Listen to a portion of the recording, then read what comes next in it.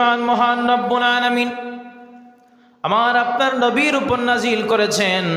ওই কোরআনুল কারীমের একটা অক্ষর যদি আল্লাহর বান্দা বান্দি তেলাওয়াত করে, তার আমল নামার মধ্যে আল্লাহ 10টা নেকি দান করে দেয়।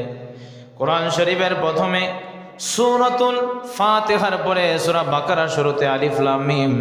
আল্লাহর হাবিব বলেন, আমি বলছি না আলিফ লাম মিম একটা অক্ষর, বরং নয়, আলিফ একটা অক্ষর, লাম একটা অক্ষর, মিম একটা অক্ষর।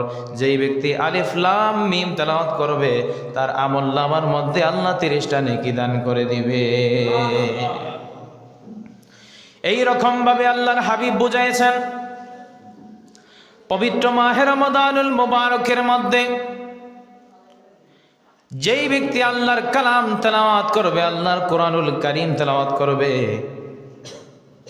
আর যেই ব্যক্তি তারাবির নামাজের মধ্যে পবিত্র কোরআনুল কারীম তেলাওয়াত করবে, এই দুই তেলাওয়াতের মধ্যে পার্থক্য হচ্ছে সাধারণভাবে কোরআন তেলাওয়াত থেকে নামাজের মধ্যে দাঁড়াইয়া কোরআন তেলাওয়াত আমার আল্লাহর কাছে অতি উত্তম।